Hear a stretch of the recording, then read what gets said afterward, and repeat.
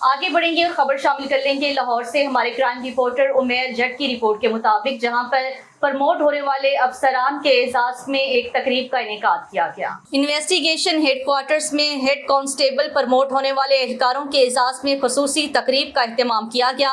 SSP investigation doctor Anosh Masood Chaudhry ने head constables को rank लगाए।